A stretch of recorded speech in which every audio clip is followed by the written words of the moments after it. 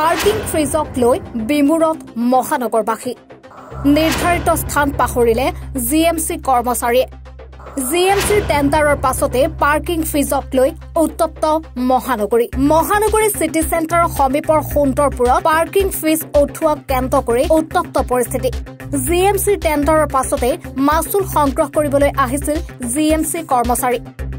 কিন্তু মাচুল সংগ্ৰহৰ সঠিক স্থান নিৰূপণ কৰিব নোৱাৰি অন্য স্থানত মাচুল সংগ্ৰহ কৰাক লৈ উত্তপ্ত হয় পৰিৱেশ প্ৰকৃততে মাচুল সংগ্ৰহৰ স্থান আছিল জনমভূমিৰ পৰা শ্ৰীনগৰলৈ ঘটনাক লৈ মাচুল সংগ্ৰহ কৰিব অহা কৰ্মচাৰী আৰু স্থানীয় লোকসকলৰ মাজত তীব্ৰ তৰ্কাতৰ্কিৰ সৃষ্টি হয় শেষত বুজাবুজি যোগেদি কৰ্তৃপক্ষ আৰু স্থানীয় লোকৰ মাজত আলোচনাৰ পাছত শান্ত হয় পৰিৱেশ তো আমি কি কৰিলোঁ শ্ৰীনগৰ পথৰ পৰা 750 মিটাৰ পিছলৈ আমি কেলকুলেট কৰি ইয়াৰ পৰা উঠালোঁ কিন্তু তেওঁলোকেও গম নাপায় ময়ো গম নাপাওঁ মই জিএমচি এইচত আছিলোঁ আমাৰ পেচেণ্ট এজন এডমিট হৈ আছে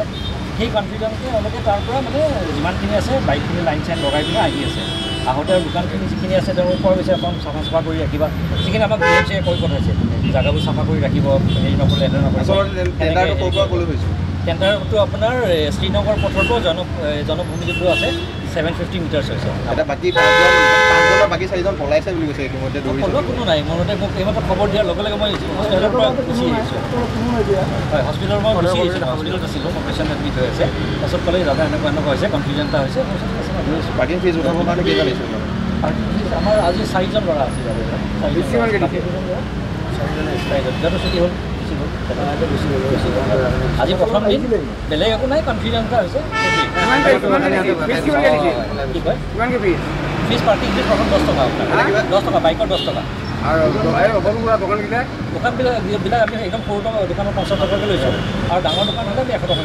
লৈছোঁ মানে কাৰণ কিয় মই তাৰ যুক্তি কৰি আছোঁ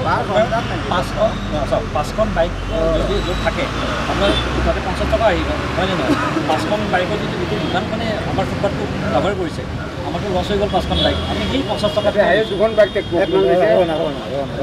দুখন ডাঙৰ দোকান গাড়ীৰ সমান দোকান হয় হয় হয় হয় নহয় সেইটোৱে কনফিউজন হৈ গ'ল এওঁলোকে গম নাপালে জনমভূমি মই ক'লোঁ আপোনাক মই জিএমচিত আছিলোঁ 750 মিটাৰ্ছ তেওঁলোকে কেলকুলেট কৰিছে শ্ৰীনগৰৰ পৰা জনমভূমি মানে 750 মিটাৰ্ছ কেলকুলেট কৰিছে কনফিউজন তাতেই হৈছে বেলেগ একো নাই হয় হয় হয় হয় উভতাই দিয়া হ'ব এতিয়া অহাকালি জিএমচিৰ মানুহ আহিব জিএমচিৰ মানুহ আহি পিনে আমাক ক্লিয়াৰ কাট ডিমাৰ্কেশ্যন দিব যে এইখিনি জেগা তোমালোকৰ ইয়ালৈকেহে হয় কনফিউজনটো এওঁলোকৰো নাথাকিব আমাৰো নাথাকিব আৰু আমিওতো ইলিগেল টেণ্ডাৰ মাৰা নাই তাতে পইচা জমা দিছোঁ পইচা জমাৰ পিছত পাৰ্মিশ্যন লৈছোঁ টিকেট দিছোঁ আপোনাক চাওক কোনো আপোনাক বেয়াকৈ পইচা লোৱা নাই হয় হয় হয় হয় হয় হয় হয় হয় হয় বাইকৰ প্ৰথম 2 ঘণ্টা 10 টকা তাৰপিছত পাৰ ঘণ্টা 5 টকাকৈ তো আপুনি গোটেই আমি ৰাতি 10টা বজাত পাৰ্কিং কৰিবলৈ আমাৰ পাৰ্মিশ্যন আছে তো আমি যদি দোকানখিনি আছে তাৰ গোটেইখিনি সেইকাৰণে আমি সেই স্পেচটো কেলকুলেট কৰিছোঁ হয় নে নহয়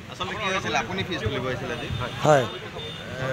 কি হৈছিল আচলতে ঘটনাটো কি হ'ল চাওক এতিয়া মই ফিজটো তুলিব আহিছোঁ মই মোৰ মালিকৰ এমপ্লয় মোক মালিকে দেখাই দিছে এইখিনি জেগা সেইখিনি জেগাত তুমি পলিচি পইচাটো কালেকশ্যন কৰা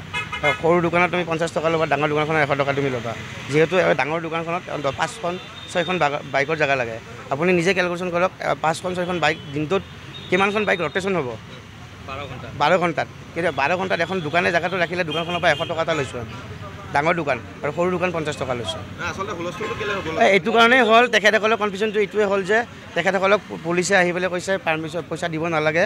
মই তেখেতক পাৰ্মিশ্যনটো দেখাইছোঁ হয় মই তেখেতক জোৰকৈ কৈছোঁ আৰু এইটোও বুজাই দিছোঁ দাদা আপুনি যদি দোকান নিদিয়ে আপোনাৰ যদি প্ৰব্লেম হৈছে নিদিব আপুনি দোকানখন গুচাই দিলে মোৰ 10খন বাইক খাব আপত্তি নাই আপুনি যদি মোক 100 টকা নিদিয়ে আপুনি মোৰ প্ৰব্লেম নাই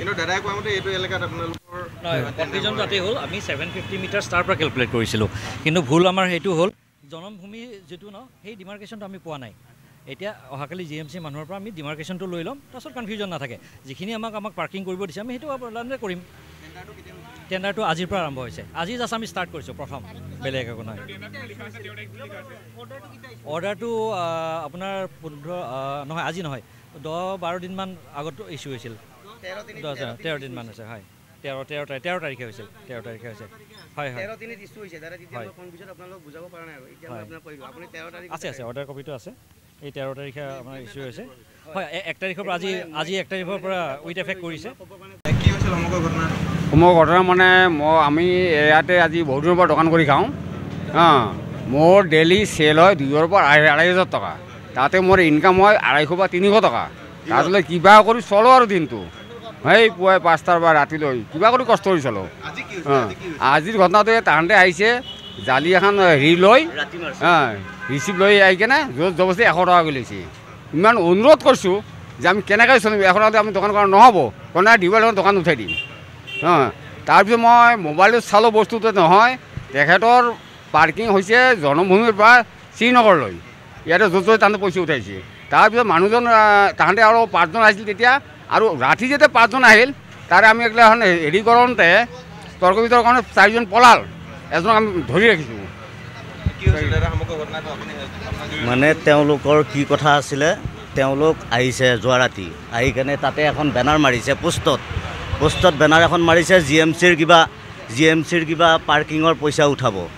তাৰপাছত আহিলে দিনত আহিছে ৰাতিপুৱা মৰ্ণিঙত আহি পেলাই সিহঁতে মানে প্ৰত্যেক দোকানে গৈছে 5জন ল'ৰা আহি মানে প্ৰত্যেক দোকানত যায় 100 টকা উঠাইছে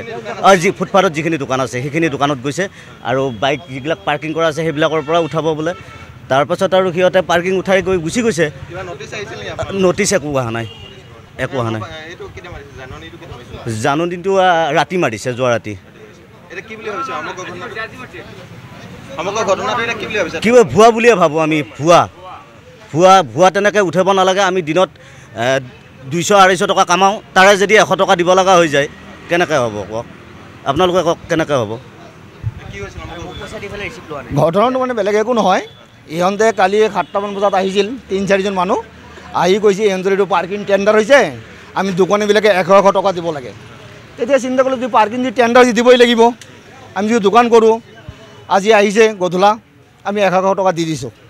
বঢ়িয়াকৈ হেৰি ৰিচিপ্ট দিছে আমাক 100 টকা দি দিছোঁ ইহঁতে যোৱাৰ 1 ঘণ্টা পিছত পুলিচ আহি কৈছে কিবা পাৰ্কিং মানুহ আহিছিল বোলে কিয় পাৰ্কিং লৈ গ'ল কিমানকৈ 100 টকাকৈ কালিৰ পৰা কোনেও পাৰ্কিং নিদিবি হ'ল সিহঁতে গুচি গ'ল তাতকৈ 1 ঘণ্টা পিছত এখেত আহি সুধিছে মোক পুলিচ আহিছিল বোলে আহিছিল কি ক'লে মই বোলো পাৰ্কিং দিব দিয়া নাই পুলিচক মাত মই বোলো চাওক সিহঁতে ডিউটিত আহিছে বুলি মই ক'ত চিনি পাম মই ক'ত মাতিম সেইখিনি কোৱাতে মই বোলো দোকান উঠাই লৈ যাব লাগে মই বোলো চব কৰি আছোঁ আৰু সিহঁতৰ যিটো টেণ্ডাৰ হৈছে আমিতো পঢ়িব নাজানো এখেতে মোক দেখুৱাই আছে পঢ়ি যাওক মই বোলো আপুনিয়ে পঢ়ক আমিতো পঢ়া নাজানো তাৰপিছত বেলেগ এজন মানুহে পঢ়িলে চালোঁ সিহঁতৰ টেণ্ডাৰটো আপোনাৰ জনমভূমিৰ পৰা শ্ৰীনগৰলৈকে কিন্তু ইহঁতে ফল্ছ ইয়াৰ পৰা পইচাখিনি কিয় উঠালে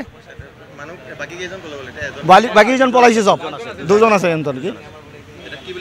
এতিয়া ফল্ছ পইচা কিয় উঠালে তাৰ এটা বিহিত ব্যৱস্থা যাতে চাওঁ আৰু কাৰণ সিহঁতৰ য'ৰ পৰা টেণ্ডাৰ হিচাপে উঠাওক আমাৰ আপত্তি নাই ইয়াতে টেণ্ডাৰ হ'লে আমি দিম বুলি দিছিলোঁৱে আমি টেণ্ডাৰটো হৈছে জনমভূমিৰ পৰা শ্ৰীনগৰলৈকে টেণ্ডাৰ বুক আছে টেণ্ডাৰ কপি ইয়াত আছে কিজানি আপোনালোকে পঢ়ি চাওক কিন্তু ইয়াৰ পৰা তেন্তে ফল্ছ কিয় উঠালে পইচাটো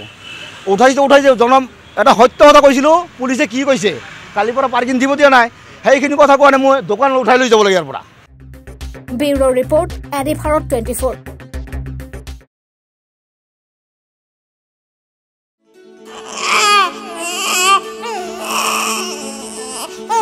অভিনন্দন আপোনাৰ এজনী ছোৱালী জন্ম হৈছে